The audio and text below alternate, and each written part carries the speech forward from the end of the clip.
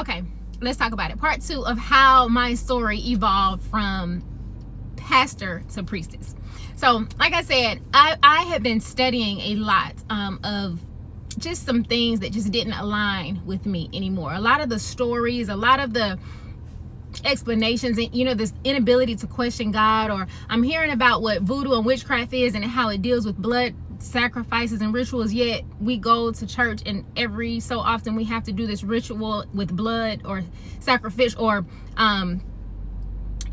we're implying that it's blood and it is food of a man that has died, and the man died and came back. Or even trying to understand that there's only one time in all of history that a man was responsible for making a woman, and every other time, all life that we know it, all comes from a female. Like, it just became so overwhelming to stay in the illusion of religion that I had to come out of it. And so, not knowing when I came out of that what it was going to lead to, I just knew that this religion, this box that I was supposed to stay in, could not hold me anymore. My awareness began to expand. And so I started understanding, like, oh, okay, there are other systems that these stories emulate, the sun, the planets, the solar system, astrology. Okay, the 7 chakra system, all of these other systems and healing modalities that could help and not harm made sense to me. And so much of what I was told to fear actually felt better. And the only reason why I had never inquired or even looked into studying these things is because I was told they're bad or they're evil. Well, hell, if I'm gonna go to hell for having sex outside of marriage, or having sex, or whatever the case, for whatever reason, for lying, I'm gonna go to hell for some other reason, let me go ahead and take my chances and go figure this other stuff out and see if it makes sense. Because I don't know. I mean, the people that's out here studying it, they ain't dropped dead yet. So let me go try it. And so I just began to look into other ways to heal, because the bottom line was I needed help. My heart had endured a lot. My heart was enduring a lot. I was not happy in my life. And although I'm in this relationship where, I'm following these Christian beliefs here now, I'm not doing the other things that it wasn't like the tit for tat. For 6 years, there was no tit for tat. It was, I'm just taking, I'm taking, and I'm forgiving, I'm loving. Until about year 6, I said, hey, I'm checking out. Emotionally, I'm out.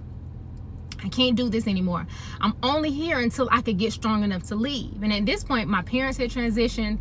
I felt like, I made this decision based off of a lot of my other principles. I didn't want to get another divorce, like all of these things. But the more I was enduring, the more I said, I don't care anymore. I don't care. A woman just is going to take as much as she can take. And at year 6, I decided, you know what? I've checked out. Emotionally, I'm not here. I'm only here until I can get out. And then another 3 years of the same patterns continued. So then that's when the Scorpio came out. Okay, Scorpio came out, Scorpioing, okay. And so that's what a Scorpio would do. A Scorpio would give you your energy back and watch you crumble, because most of the time people can't handle what they dish out. They dish it out, and I was even told, he even said he just wished I would have left instead of to get back. Well, I bet you would have. I would have wished you wouldn't have done anything in the first place for me to get you back, but it makes sense, right? That's just how energy works. It was a reason. This relationship had a purpose. We were each other's greatest teacher. And I realized over this healing process that I am the author of my story. I created this. It's not his fault that I'm in this situation. It's my own doing. I am all these stories, that the book is about me. It's about different versions and levels of me ascending to remembering who I truly am. This whole book is about me. When it talks about the pineal at the mount where Jacob wrestled with God, it's here in my pineal gland that I had to have this battle. I'm battling with the spirit me that understands I'm all that was, is, and ever shall be. I'm the only thing that exists, versus this these man-made principles and beliefs that I was given. That was a struggle. My version of what God was in this lane versus my spirit saying, no, baby, it's you. That was a struggle. It was a wrestle. listen, it was intense, because all that I had ever been taught, I realized it just wasn't true. It served its purpose in my life when it was there. But as I began to evolve, as all things do, now I have to be able to let that go, and let that go in peace and love, respect it. And so initially that was hard, but in that place where I wrestled with God, where I wrestled with the God me, with the source me, that place is pineal. That was in me. That was in here. That was it. That was the only place. It wasn't out here. It was all within. And at that place is where I met God. I met myself, and I realized I am responsible for this. He's not to blame. Nobody, my first husband isn't to blame. The people that I didn't like or who hurt me or whatever, nobody else was to blame. I'm responsible for this story. And so I began to now look at things differently. The people that in my life that hurt me, now let me figure out where they were coming from.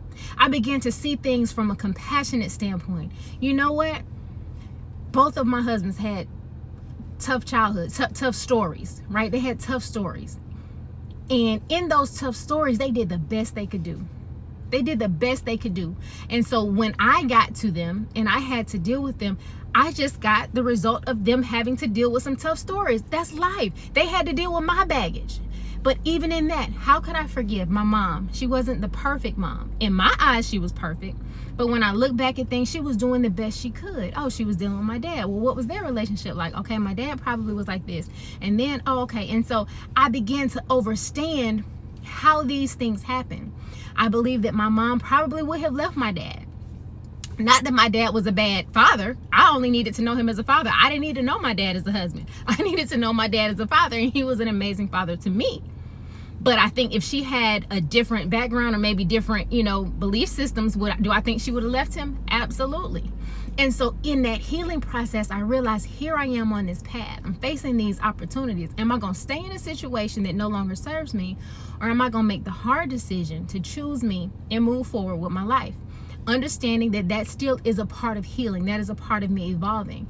And it wasn't until I decided, you know what? I'm not going to do this tit for tat thing. I'm going to work on me.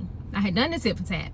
Now I'm going to stop. And so I spent the last 3 or 4 years of my last marriage really understanding the spirit me, understanding me as source, understanding me as it's all about me. I was no longer am I fighting, no longer am I trying to help other people understand that religion is this or that. I was beyond that. That was a part of the awakening, but that was only one level, one layer. I was introduced to plant medicine, and I began to work with sacred medicine. I began to work with shamans. I began to work with Reiki masters. I began to work with